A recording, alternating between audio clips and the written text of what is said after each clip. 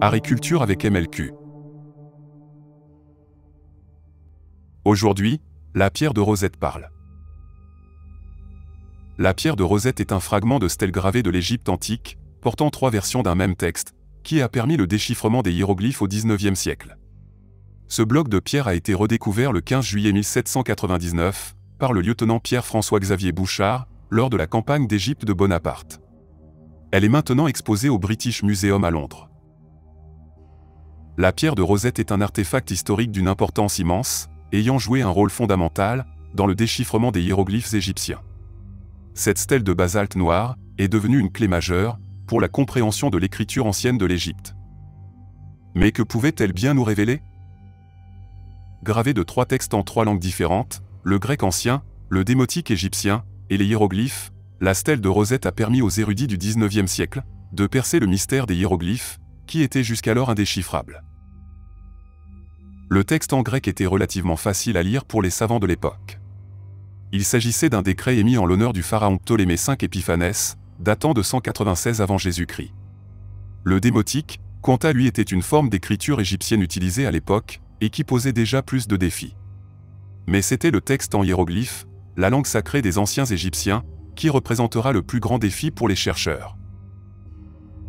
L'inscription qu'elle comportait était un décret officiel, promulgué à Memphis, par le pharaon érudit, Ptolémée V.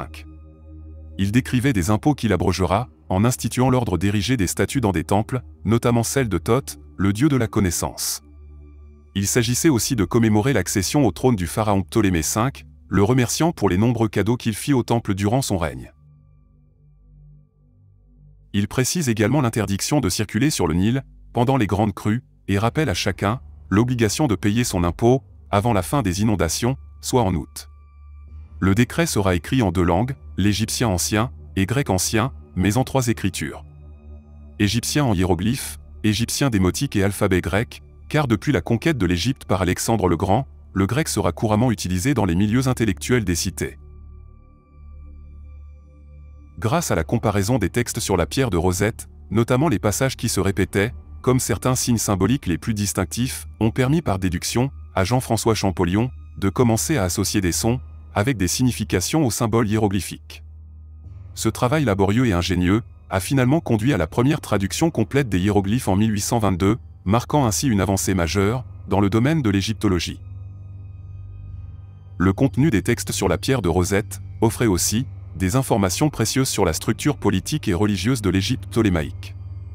Mais surtout, sur la glorification du pharaon et les pratiques administratives de l'époque.